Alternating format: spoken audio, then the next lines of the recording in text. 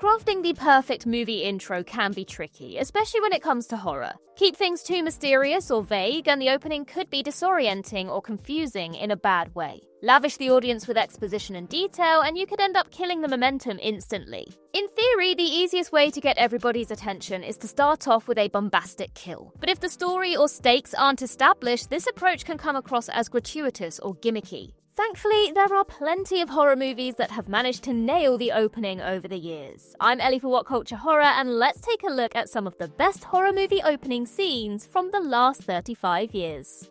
Starting with Species. Species begins with text in which it's revealed how astrophysicists sent transmissions into space during the 1980s, hoping to find signs of intelligent life. It then cuts to a high-tech government facility where scientists are working beside a containment unit which houses a young girl, Sil. While the child looks around scared and confused, workers in hazmat suits casually attach cyanide canisters to her unit, preparing to kill her. Due to the scientist's callous actions and Sil's innocent demeanor, it's natural to sympathize with her. But when Sil punches her way out of her cell and escapes the facility, viewers are forced to readjust their preconceptions. As she flees, she's chased by dozens of heavily armed soldiers, watchdogs, military jeeps, and helicopters, indicating Sil is far more dangerous than she appears. As a result, viewers are wary of Sil for the rest of Species' runtime, no matter how sweet and innocuous she behaves. What makes Species opener stand out is how it perfectly blends science fiction intrigue with intense action. With next to no dialogue, the scene quickly establishes world building, character dynamics, and stakes, while also delivering an adrenaline-pumping set piece. Candyman. Candyman does a marvelous job at explaining the premise, revealing the main villain, and showing the first kill, all in under 3 minutes. After the opening credits, there's a shot of thousands of bees buzzing around while the titular antagonist pontificates how blood's central purpose is to be shed. Though the Candyman isn't seen yet, his haunting words and enchanting timbre are sure to enthrall anyone. The scene cuts to a young woman, Clara, eagerly waiting at home for her boyfriend, Billy. While fooling around in the bathroom, Clara entices Billy with the tale of the Candyman. She proclaims this hook-handed boogeyman kills anyone who dares to say his name in front of a mirror 5 times. Billy utters Candyman 4 times, but chickens out before heading downstairs. Out of morbid curiosity, Clara says Candyman one last time, causing the menacing spectre to appear behind her. Upon hearing a scream from above, Billy looks at the ceiling, only to see a hook piercing through it, spilling blood below. Although Candyman only appears for a split second and the gore is mostly off-screen, this scene really gets under your skin. Ring. Although the original Ring has some disturbing imagery, the prelude focuses entirely on atmosphere. The scene begins with high schooler Masami talking to her friend Tomoko about a cursed videotape which kills the viewer 7 days after watching it. Even though Masami laughs at the idea, she changes her tune when Tomoko reveals she watched the tape 7 days earlier. Furthermore, she received a phone call afterwards from a caller who uttered the words, 7 days. After an awkward silence, Tomoko burst out laughing, taunting her friend's gullibility. However, their jeering is interrupted by the blaring phone, causing the two teens to cautiously answer it. However, Tomoko is reassured when she realizes the caller is her mother. When Masami leaves the room, Tomoko notices the television has turned itself on. After switching it off, Tomoko hears a scratching sound behind her, just before she's killed by an unseen force. What makes the scene work so well is how it repeatedly offers a false sense of relief, only to heighten the tension immediately after. The fact Tomoko's fate isn't revealed at first accentuates the atmosphere, since viewers are unable to rest, not knowing exactly what happened. Tales from the Crypt, Demon Knight. The horror series Tales from the Crypt was hugely successful, bringing in some of the biggest names in Hollywood, including Tom Hanks, Arnie, Brad Pitt, and Michael J. Fox. As such, it wasn't a surprise when the ghoulish anthology made it to the big screen. Tales from the Crypt Demon Knight begins with a cheesy horror scenario as a murderess gloats about her recent kill. She then relaxes in the tub, oblivious that her victim has come back from the dead and is waiting behind her. Just as he's about to exact his revenge, the camera zooms out to reveal that the entire scenario is taking place in a film studio. The host from the original show, the Crypt Keeper, barges on set, yelling about the actors' unconvincing performances. Draped in stereotypical director garb, it's clear the gleeful ghoul is the one helming this film adaptation. This playful fake-out instantly tells the audience they're in for something wild, blending horror and humor in a way longtime fans of the show should come to expect. Although the next 90 minutes are spooky, this meta opening establishes that we shouldn't take the film that seriously. From Dusk Till Dawn. Despite being devoid of conventional scares, From Dusk Till Dawn's 9-minute opening is utterly riveting. Things seem mundane at first, with a Texas Ranger chatting to a clerk, Pete, in a liquor store before taking a leak. However, things go from 0 to 100 when sibling fugitives Seth and Richie emerge from the corner holding 2 young women at gunpoint. When Pete pleads that he did what you said, it's apparent he's been held hostage but was trying to play it cool with the cop to avoid him exasperating the situation. What follows is a sharp escalation, starting with accusations and insults before devolving into a murderous, bloody shootout that leads to multiple deaths and the store in flames. Not only is this shift in tone extremely unexpected, but it also warns us how chaotic things are about to get, especially when the film switches genre at the halfway point. The scene doesn't just introduce the main characters, but emphasizes their ruthlessness, unpredictability, and twisted sense of control. By the time this calamitous confrontation is done and dusted, viewers should be completely invested and pumped for what's to come. Fallen. What makes Fallen's opening scene so effective is that it sets up key plot points in a misleading way, so viewers won't comprehend the whole picture until the end. The first thing we see is Denzel Washington's character, Detective John Hobbs, frantically scurrying through the snow, talking about the time he nearly died, which is something he never believed would happen, especially at this age. Hobbs then has a flashback to explain how he got into this predicament, but emphasizes he's not going back to the very beginning since that'll take forever. This seems like an off-the-cuff comment, but pays off massively during the epilogue. The flashback opens with Hobbs speaking to an imprisoned serial killer, Edgar Reese. Despite the fact that he's to be executed shortly, Edgar behaves brashly, teasing the detective in various languages. While being placed into the gas chamber, the maniac doesn't have a care in the world, joyfully singing, "Time is on my side." At first, it seems like Edgar's behavior is due to his psychotic nature. Little does Hobbs know that Edgar is giving him major clues to the havoc he's about to unleash on the city. In a nutshell, Fallen's introduction is stuffed with subtle exposition that can only be appreciated on a second viewing. Urban legend. Even though Urban Legend had a great premise, it was let down by thin character development, an uneven tone, and a predictable twist. With that said, it's hard to fault the first sequence. The 1998 slasher begins on a stormy night with college student Michelle pulling into a gas station. Due to the pounding rain, isolation, and flickering lights, the mood is naturally unsettling. To heighten the tension further, the only person at the station is a stuttering attendant, Michael. When Michael alerts Michelle that her credit card isn't working, he asks her inside to sort out the situation. After locking her in, Michael tries to speak to her but struggles due to his stammer. Believing he means her harm, Michelle maces Michael, giving her the chance to jump into her car and drive off. At this point, first-time viewers should breathe a sigh of relief, believing Michelle escaped by the skin of her teeth. As she flees the scene, Michael yells there's someone hiding in the backseat of your vehicle, proving he was trying to warn her the entire time. This sudden reversal, punctuated by the chilling axe murder that follows, sideswipes viewers while also offering a taste of the urban legend-based kills to come. The Sixth Sense. Although The Sixth Sense is best known for its ending, it's only because it perfectly ties into the first scene. M. Night Shyamalan's paranormal drama begins with respected child psychologist Malcolm Crowe and his wife Anna returning home to celebrate an award he's received for his work. Their celebration is abruptly interrupted when they discover a deeply troubled intruder, Vincent Gray, who used to be a patient of Malcolm. Despite Malcolm's best efforts to calm him, Vincent is too far gone, believing the doctor has failed him. While Malcolm continues to reason with him, Vincent nonchalantly shoots him in the stomach before turning the gun on himself. The scenes introduce key themes of trauma, guilt, and the idea of unfinished business, all of which run throughout the story. Malcolm ultimately learns his client, Cole, is telling the truth about seeing dead people when he revisits old taped interviews with Vincent, making the beginning interaction hit harder when watched again. Despite limited screen time, Donnie Wahlberg gives a towering performance as Vincent, convincingly coming across as a man at the end of his rope. Sure, The Sixth Sense has been deservingly immortalized by its twist, but that shouldn't draw attention away from its flawless prologue.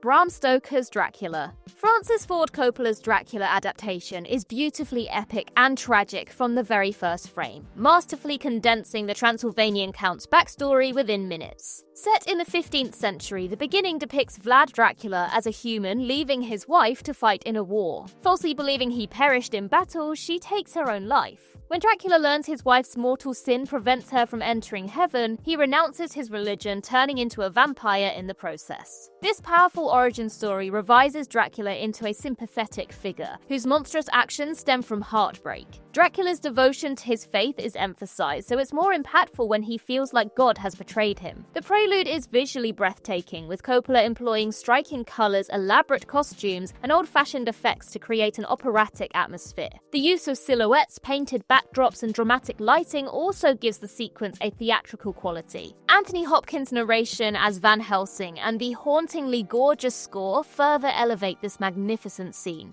Scream. One of the many reasons Scream's opening is so highly praised is the fact that it wastes no time setting up the premise while also subverting audience expectations. Although the prologue initially has a subtle, eerie vibe, the tension spikes when Ghostface asks, "I want to know who I'm looking at," since Casey comes to realize her life is on the line. When Casey is forced to play a horror-based quiz to save her boyfriend outside, the tension is cranked up further, since one wrong answer will spell his execution. Of course, the quiz is rigged, so Steve is doomed, leading to the first grisly kill. When Casey is confronted with Ghostface, she puts up one hell of a fight, proving she's anything but a damsel in distress. Despite her best efforts, however, she's fatally wounded just before her parents arrive home. Even though Scream's opening scene is exquisitely shot, edited, and scored, it was the misleading marketing that made it so shocking. Drew Barrymore's face was deceptively advertised in posters and trailers, implying she was the lead. After seeing the supposed protagonist perish in the first scene, viewers realized straight away that Scream, much like Ghostface,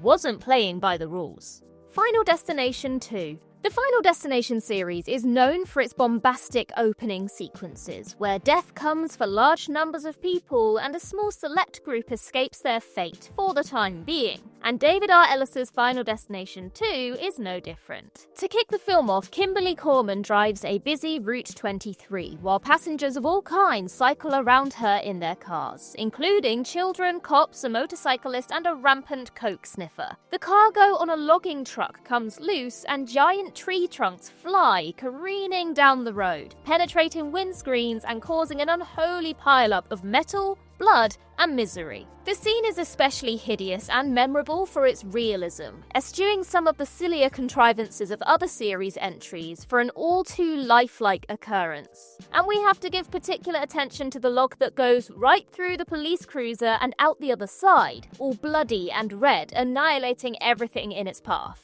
We might never take the scenic route ever again. Martyrs. Arguably the last great film of the new French extremity, and a late addition to the canon considering the bulk of these films were made around the turn of the 21st century, Martyrs is a trial from the get. The opening credit sequence plays documentary-style footage of Lucy charting her escape from a slaughterhouse where she was imprisoned and tortured, into an orphanage where she befriends Anna. It then transitions seamlessly into the room in the orphanage in which these clips are being watched, by Anna, where we find Lucy has been hurting herself, and in an end-of-scene twist, is attacked by a demonic woman who appears at the end of her bed. Whiplash is the name of the game, and the director inverts this sequence as we enter the film proper on a scene of happy, peaceful French domestic life, where a nuclear family is gathered around the table for breakfast. They joke, they eat, and the kids bicker, until the doorbell rings and a grown-up Lucy comes to blow them to kingdom come. Subverting our expectations and muddying the waters on who to root for, or even what the truth of the situation is, Martyrs offers no easy answers from the outset. Dog Soldiers. Neil Marshall's Dog Soldiers is a bona fide modern classic of the British indie horror scene, which despite a strong following has never managed to mount its sequel. A werewolf movie set in the Scottish Highlands, the film takes a squad of British Army soldiers on a training mission to survive against an SAS unit, where both teams find more than they bargained for.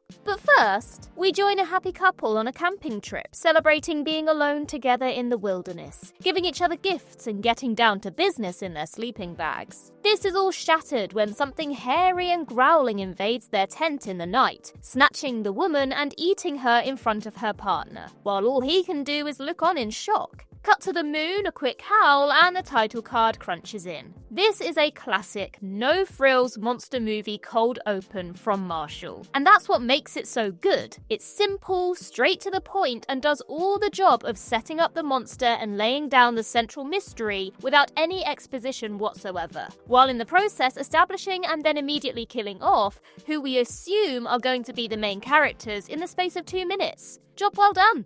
House of a Thousand Corpses. Rob Zombie may not be the best horror director out there, but he sure knows his classic features, and he loves to pay homage to them at any opportunity. Enter his first feature, House of a Thousand Corpses, which is nothing if not a love letter to the genre, telling the story of a group of youngsters caught in the web of some backwater hillbilly killers and running the gamut from gothic to body horror, while nodding and winking at everything from Freaks to the Texas Chainsaw Massacre, mysterious Dr. Satan to The Hills Have Eyes. We open on Captain Spaulding's Museum of Monsters and Madmen, set smack bang in the middle of nowhere and run by the enigmatic clown himself, as two hicks try to rob it at gunpoint. After a bit of silly back and forth in which Spaulding and his janitor guess the identities of the men, one of Spaulding's other guys kicks the door open and they blow the gunman away. This is all capped with a perspective shot from one of the would-be robbers on the ground as Spaulding puts his lights out for good, the screen fading to black as the captain complains that they got blood on his best clown shoes, before the titles roll to Zombie's own song, House of a Thousand Corpses. It's got black comedy humour and bloody action, and sets up the rest of the film nicely, along with the twist at the end. Signs. Everyone has somewhat forgotten Signs in the 23 years since its release, perhaps due to the better films M. Night Shyamalan has put out since, or perhaps because he has become known for his stinkers. In any case, Signs was big news at the time. The story of priest Graham and his family, who are faced with a slow, sinister alien invasion that begins with one big message, had everyone talking, and Shyamalan's ability to build tension and plant small, swift, terrifying images was the reason why. And that big message is perfectly captured in the opening scene. Graham and his brother Merrill awake suddenly in their dark and empty house and rush from room to room searching for children who aren't there. In a panic, the pair rush outside into daylight and sprint into the adjacent cornfields, where, after a frantic, panic-inducing search, they find the children, and in a shot that pulls away into a long overhead, a massive pattern of crop circles. It's a pulse-pounding sequence that gives us goosebumps, but aside from the sheer spectacle and creep factor of the scene, it also deftly establishes the main characters, the setting, and the central conflict without barely a word of dialogue. Zombieland.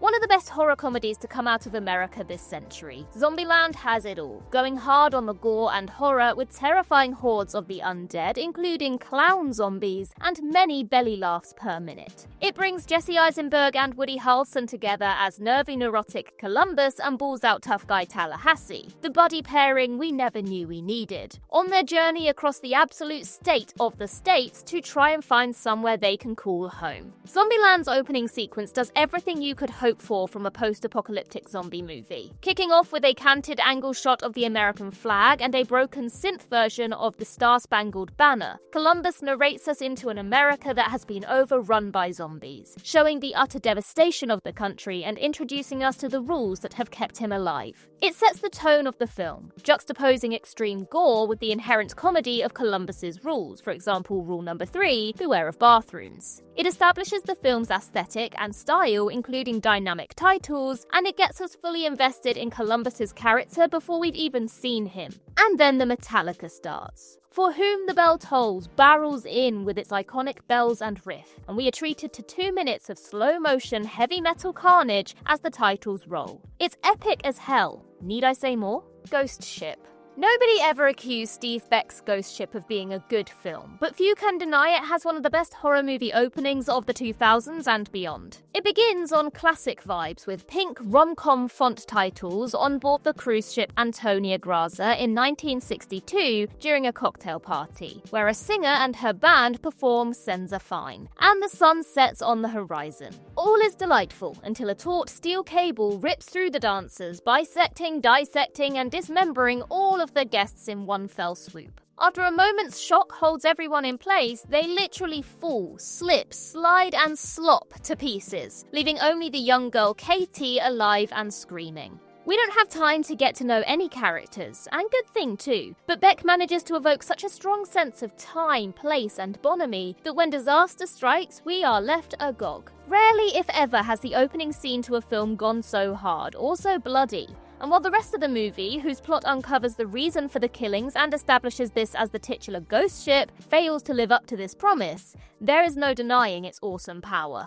Antichrist. Lars von Trier is a born trickster, and by the time Antichrist hit screens, viewers already knew to expect the unexpected going in. That the film, purportedly about Willem Dafoe and Charlotte Gainsbourg's unnamed couple struggling to come to terms with the sudden loss of their infant son, was going to be packing something harder than its premise. And naturally, a movie called Antichrist has certain expectations to deliver on. Expectations von Trier subverts and lives up to from the off. The picture opens on Dafoe and Gainsbourg's characters having graphic sex in the shower, while their unattended child escapes from his play area and makes his way towards an open window. As their passion reaches its climax, so does the boy's life, as he tumbles into the snowy void and lands broken on the street below. Now, there is nothing epic or satisfying about this opening, but it's hard to deny how good it is. Not only does it set up the film, but it gives us those squirmy, uncomfortable feelings from the outset, pairing graphic sex with death and putting us on the back foot. What makes it effective is how good it looks. The scene is set to classical music and shot like a perfume advert, in dreamy, rich, slow-motion black and white, capturing every drop of water in the shower, every thrust of the genitals, and every step of the child making his way to that window. 28 days later. When most of us think of the opening to Danny Boyle's indie horror masterclass, we think of Cillian Murphy waking up in a hospital to find his country has been ravaged by the rage virus, and walking across an empty London. But we forget there is a whole scene before this big empty world takes hold. In short, this is what happens 28 days earlier. The film begins with a jumbled reel of clips from around the world of violence and aggression, showing police brutality, mob justice, and other public atrocities that are happening daily. The camera pulls away and we see this is all playing on monitors in a research center to a chimpanzee tied to a bed with cables attached to its head. A group of activists breaks in and discovers animals in all states of agitation and decay, and finds they can't leave without releasing them. But the chimpanzees are infected, and the first one out of its cage bites one of the activists. She spits blood in the face of another, and then everyone is doomed. While an empty London is a clever piece of world building, this scene is where Boyle and writer Alex Garland get to stake their claim on a new kind of zombie. One not supernatural but scientific, born of humans playing God. The sequence is seamless and shows the best and worst of humanity before throwing its hands up and crying, "Here we go." The Final Girls. Seen by many as the definitive meta-horror movie of the 2010s, The Final Girls pairs millennial culture with 80s slasher sensibilities. The film throws Max Cartwright and her friends back to a time that never was, when they are sucked into 80s slasher camp Bloodbath, a movie starring Max's mother Amanda. But first, the opening. The Final Girls kicks off with a fake trailer for Camp Bloodbath, a Friday the 13th adjacent horror with a sepia tone, cheesy effects, and a synth soundtrack. However, this is not the film we're here to see. Instead, this is a trailer playing on Max's phone in the car. This is the real world, and Max and Amanda have real financial troubles, as an aging Amanda struggles to break back into movies. Then, just as we begin to get to know our leading ladies, gain an insight into their lives, and proceed with a lip-sync rendition of Kim Carnes' Betty Davis Eyes into what we presume will be the title credits, the car crashes and rolls, and Amanda bites the dust. The Final Girl's overall balance of horror and comedy is perfectly exemplified by this scene, with a 1-2 punch that neatly establishes the picture's tone and modus operandi. There's a bit of fond nostalgia horror fun, and then a car crash that is played straight and leaves us reeling, understanding that, as with any good slasher, no character is safe.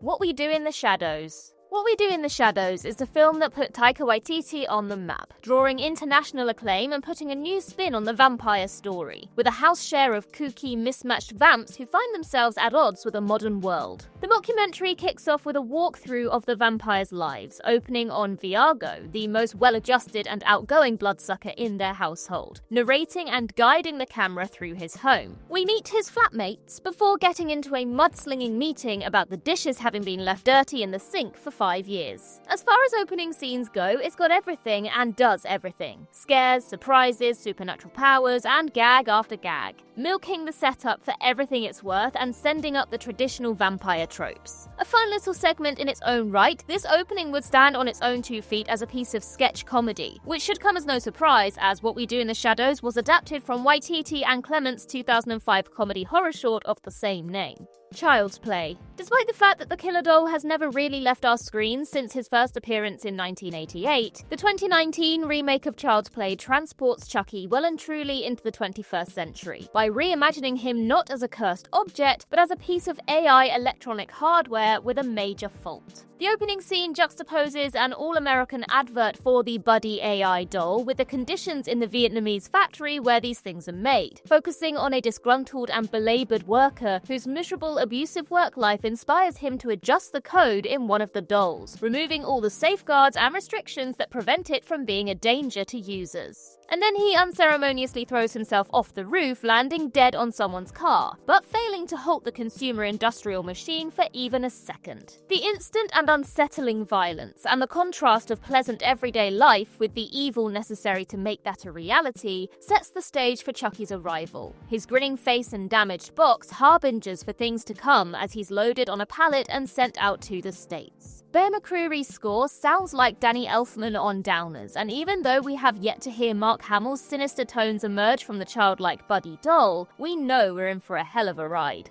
Excision. Despite it being a whole 13 years since it hit our screens, Richard Bates Jr.'s Excision still exists on the fringes of the horror canon. Known to cult fans and festival attendees, but lacking the exposure to penetrate the mainstream. Nevertheless, it is very much part of the advance guard of the so-called elevated horror movement, rolling next-level body horror, psychological weirdness, art house segments, and a scathing lead performance from Anna Lynn McCord into a tidy 80-minute package. The film sets us on edge from the off, foregoing the opportunity to segue gently into the world of unstable high schooler Pauline, and smashing from the title card into an abstract scene of Pauline facing a bloodied, tortured version of herself against a blue grid background. While the suffering Pauline chokes on blood and seizes, ordinary Pauline watches in throes of ecstasy, squirming and climaxing, and then she wakes up. Of course, it's a dream, but it instills in us a deep suspicion of the main character's motives and psychology, and sets the stage for all the weirdness to come. Amateur operations, violent autoeroticism, the departure of sanity. The scene is thematic and aesthetic, and exactly the kind of thing Nicholas Winding Refn would bring us a few years later in The Neon Demon. But Excision did it first. Climax.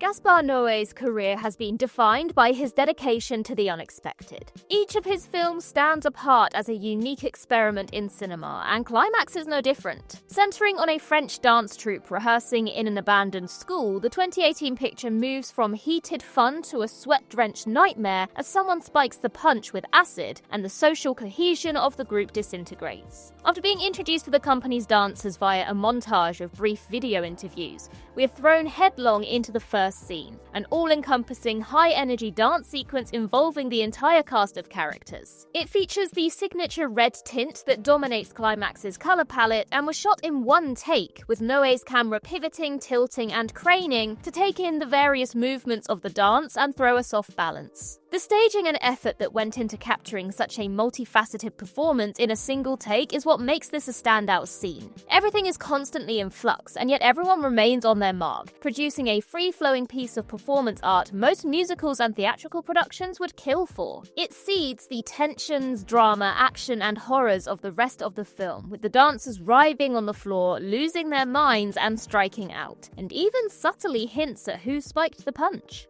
Rubber. Absurdist horror doesn't get much better than Rubber, the Quentin Dupieux helm story of a sentient, psychokinetic tire in the US desert who goes on an all-out head-exploding rampage. The first scene takes place both in and outside of the film, as we are addressed by Lieutenant Chad, a law enforcement officer who climbs out of his own boot and espouses the tenets of the no reason philosophy. After delivering a short monologue about the absence of meaning and purpose in cinema, he introduces the film we are already watching and exits the way he came, pain, leaving us with an audience of onlookers positioned not far from the action to watch the exploits of Robert the Tire unfold. A true exemplar of Dupuis' style, this opening distills all his strangeness and comedic quirks into one absurdist scene, while challenging us, the audience, directly. We're told there is no reason, but in the process a challenge to participate in the film and actively seek to defy the declarations of a director whose intent is oblique, but whose entire approach signals him as a trickster. And it's this kind of dicey, participatory meta-fiction that makes this scene one to remember. Maniac. Post-Lord of the Rings, Elijah Wood reinvented himself in a big way, sidestepping conventional leading man roles in favor of producing and starring in indie horror flicks. The first-person remake of the 1980s slasher Maniac puts Wood front and center, and yet behind the camera, as Frank, a schizophrenic young man who is in the business of mannequin restoration and bloody murder. Maniac opens with a canted, wide-angle shot of a young woman leaving a bar at night, tracking her back through the streets, through the film's credits, and home. We realize only gradually that we're not viewing the scene from the traditionally objective camera perspective, but are ourselves players in the scene, inhabiting Frank, the killer stalker's perspective, and equally only gradually do we come to understand that he is a stalker killer, implicating us in his crimes. This leads to a brutal up-close and personal kill. Caught at her own front door, the girl turns and looks straight into the camera as Frank plunges a knife up through her throat and into her brain, cutting off her scream at source before scalping her. It's an early kill by any movie standards, and a deeply disturbing one at that, enough to separate the wheat from the chaff in cinema audiences, sending those with weaker stomachs back up the aisles. Evil Dead. Fede Alvarez's Evil Dead rebooted Sam Raimi's franchise with a fresh cast of characters and a reverence for the source material that carried it far beyond comparable Cabin-in-the-Woods flicks. Fans still stuck in the wacky plastic comedy world that Raimi had fashioned his franchise into weren't ready for a slice of horror this ghastly at the time, but recent reappraisals have it up there with the best of them. Evil Dead opens on a young, bedraggled woman limping through a dark forest before being set upon, caught, and knocked out by a pair of hillbilly poachers. When she comes around, she is lashed to a post and surrounded by instruments of torture, dead animals, and a cultish crowd that includes her own father. He pours gasoline over her head and fails to strike matches while she begs him to seize sense. But when the match finally lights, the woman shows her true nature, eyes turning yellow, voice demonic, promising pain and misery while she burns. A shotgun blast takes her head off, and the title card lands. As cold opens go, this is up there with the best. Alvarez tugs us in one direction, has us backing the wrong side, and then flips the script at the last moment, turning an abusive religious sacrifice into a valiant, heartbreaking attempt to do what is right and contain unspeakable evil. Masterful. It. Long before director Andy Muschietti and star Bill Skarsgård sank their fangs into the property, Stephen King's It was iconic. And yet it wasn't until the 2017 version that we really saw how terrifying Pennywise the Clown could be. It opens during a storm in the small town of Derry, where 6-year-old Georgie takes his paper sailboat and yellow plastic Mac into the street to play. All is going well as he squeals with delight and the musical score puts us in mind of a Disney adventure, until Georgie smashes his head off a wooden barrier and loses his boat down a storm drain. Enter Pennywise. The clown chortles and giggles and tempts the boy to reach in for his toy before chewing his arm clean off. The screaming, maimed Georgie attempts to crawl away, but the clown grabs his ankles and he's down the drain for good. Hitting the ground running, Muschietti lets his monster out of the cage in this first scene, killing off an innocent and turning expectations on their head. It's a bold gambit to not just endanger or kill, but openly mutilate a child on screen in the first scene. But from this, we keenly understand the savagery of the monster and the fact that in this film, literally nobody is safe. Scream 4. Scream 4 holds an awkward place in the franchise, sitting in the no man's land between the original trilogy and the new films, with a decade or so on either side of it. But Wes Craven's last directorial effort in the series sees him on fine form, growing with the times to both remake and reiterate the Scream format, blending a new young cast with all the old faces. We begin with Trudy and Sherry, who are alone in the house when the phone rings. They try to ignore Ghostface, but soon he's inside, juggling knives, and then comes the title card for Stab 6, the fictional film series based on the in-universe Woodsboro killings. Turns out we are in Rachel and Chloe's living room watching the film on their sofa, and they're critiquing the hell out of the Stab sequels. until Chloe guts Rachel and the Stab 7 title card arrives. It's only on the third attempt that we arrive at the real film, Home Alone, with victims-to-be Marnie and Jenny. The double fake-out is hysterical and very much in the vein of previous franchise entries. A send-up of the classic Scream opening, which usually finds its victims alone in the house ready to get knocked off by Ghostface, it lets us know the rules are never certain and that we are part of the joke. Oddity. Although Oddity explores psychic powers and other otherworldly elements, the introduction deals with a more grounded but equally terrifying scenario: a home invasion. A young woman, Danny, hears a knock at her front door and peers through the peephole to find a one-eyed stranger called Olin. When he orders her to open the door, Danny naturally refuses, believing the potential intruder wishes her harm. But according to Olin, somebody else has already infiltrated Danny's house. In that moment, Danny doesn't know whether putting her trust into this stranger will be her salvation or her undoing. It's a very simple but palpable scene, due to the haunting premise, eerie atmosphere, and tense performances. Though it can be annoying when a character in a horror movie doesn't take a threat seriously, Danny comes across as realistically cautious rather than foolish. Olin seems sincere, but his unusual appearance and erratic manner makes Danny justifiably wary. As petrifying as a home invasion is, not knowing whether the threat is real can be more frightening, since Danny could be put in more danger if she leaves. It isn't revealed until much later whether Olin was telling the truth, intensifying the tension exponentially. Final Destination: Bloodlines. The latest Final Destination had plenty to live up to, since it was the first new installment in 14 years. More importantly, it served as the last movie of horror icon Tony Todd, who played the recurring mortician William Bloodworth. Based on the opening sequence, it was quickly apparent this long-awaited sequel was in safe hands. Bloodlines starts in 1969, with Iris and her boyfriend Paul attending a Space Needle-like restaurant. As Paul is about to propose, Iris has a premonition that the high-rise tower will collapse. Having the guests dancing carefree to the Isley Brothers' Shout juxtaposes perfectly with the inevitable chaos, especially while the glass below their feet starts cracking and splintering. As Iris senses danger, there are brief cuts of blood-coloured drinks, slabs of carved meat, and fiery pans hinting at the ensuing bloodbath. Once the glass floor shatters, all hell breaks loose, with people falling hundreds of feet below, being incinerated by fire, or having elevators slice them in half. Many guests take incredible steps to survive, which makes it more horrific when they meet with a sticky end.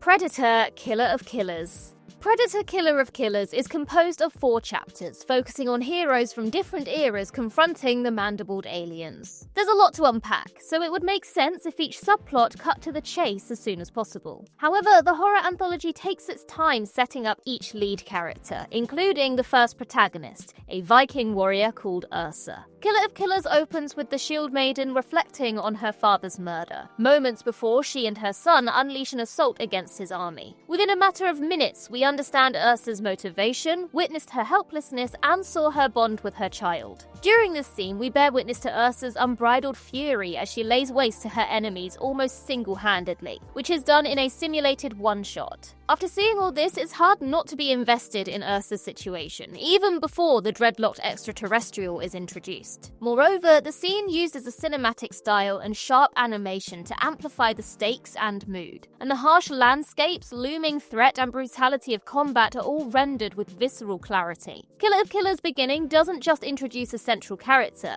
but sets a tone, highlighting this story focuses on ferocity, vulnerability, and legacy. Talk to Me. The first 3 minutes of Talk to Me is a masterclass in horror filmmaking due to its relentless pacing and unsettling atmosphere. Presented as an unbroken tracking shot, it follows Cole through a house party in search for his brother Duckett. The decision to use a continuous take not only showcases the filmmaker's efficiency, but also elevates the tension, as we don't miss 1 second of the bone-chilling situation. In a bedroom, Cole finds his brother mumbling to himself incoherently, with fresh wounds visible on his back. Despite his unstable demeanor, the partygoers don't offer to help the brother and instead record him, much to Cole's fury. As Cole angrily pushes through the crowd, Duckett inexplicably stabs him in the stomach with a knife, killing him. While everyone runs in terror, Duckett impales himself through the face before the screen cuts to black. This duo isn't directly involved in the central plot, but their sudden and vicious demise highlights how the supernatural forces in this story are unpredictable and destructive. So, when our lead characters play around with an embalmed hand with paranormal abilities shortly after, it's obvious things are going from bad to worse very quickly.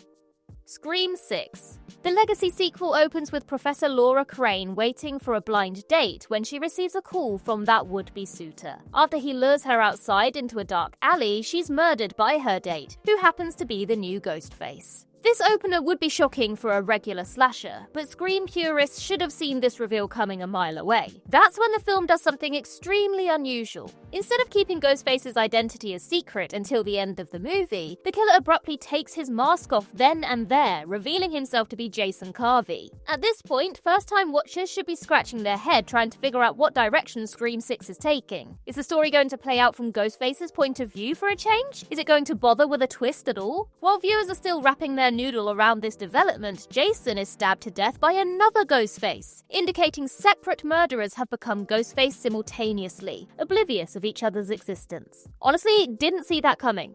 Smile. Based on the short film Laura Hasn't Slept, Smile centers around a leering demon who drives its victims mad with hallucinations, urging them to take their own lives. Despite the fact that the paranormal elements aren't immediately evident, Smile's opening is pretty messed up. In the scene in question, psychiatrist Rose Cotter readies for her next patient, Laura. As Rose enters the office, she finds Laura cowering in a corner, rattled by an unexplainable threat. Rose's calm demeanor makes the scene scarier, since it's obvious she's not taking her client's concerns seriously, implying Laura's fate is sealed. Sure enough, the unseen entity consumes Laura's mind moments later, causing her to slice her neck open while grinning from ear to ear. Even though the scene is phenomenally shot, it's Caitlin Stasey's towering performance as Laura that makes it work effectively. Before she utters a word, Stasey convincingly portrays her character as someone who's at the end of her rope, purely with her facial expressions and body language. Her dialogue sounds nonsensical, but you absolutely believe she's in immediate danger. Having a demon torment people by smirking at them sounds silly, but this scene demonstrated how terrifying that notion can actually be.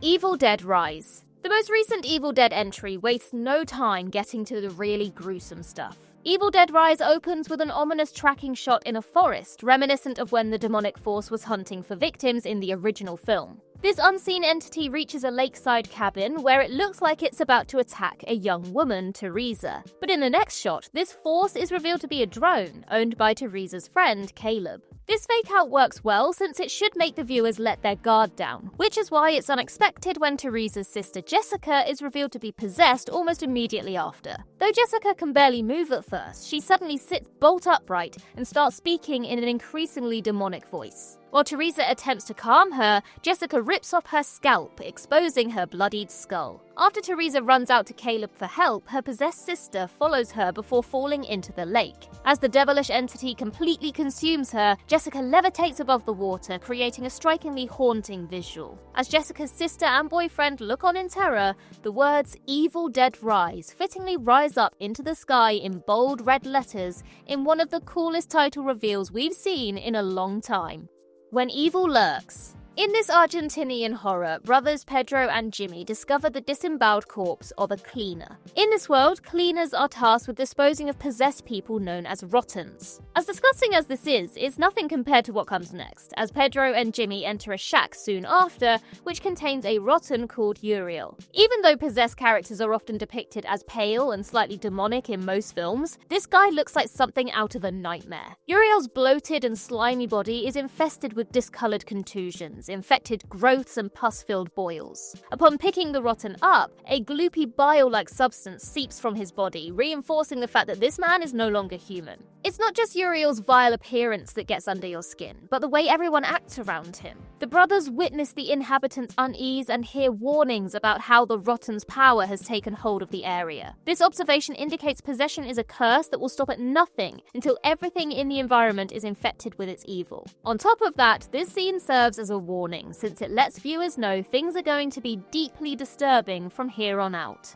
And finally, Late Night with the Devil. Late Night with the Devil kicks off with faux documentary preamble, unraveling the infamous legacy of Jack Delroy, a talk show host who's desperately chasing ratings. Shortly after his wife died, Jack set up a special episode he believed would redefine his show. Little did he realize this episode would be his undoing. Although the film could have opened with something conventionally scary, directors and writers Colin and Cameron Cairns felt it was sensible that the audience immediately understood Jack's history, relationship with his late wife, and his destructive obsessions. Throwing a ton of exposition in the beginning can be overwhelming or forced, but it works here, since it allows viewers to fully understand the world they're about to enter. Also, all the old episode clips, behind-the-scenes footage and interviews look so authentic, you'd swear they were from a real show. The first 4 minutes are better in hindsight as they masterfully foreshadow critical moments in the plot. Certain lines and blink-and-you'll-miss-them shots don't register on a first viewing, but their true meaning becomes painfully obvious when all the facts are uncovered. Most importantly, Late Night with the Devil enraptures viewers immediately without relying on a single jump scare or gory death. Now that is great filmmaking.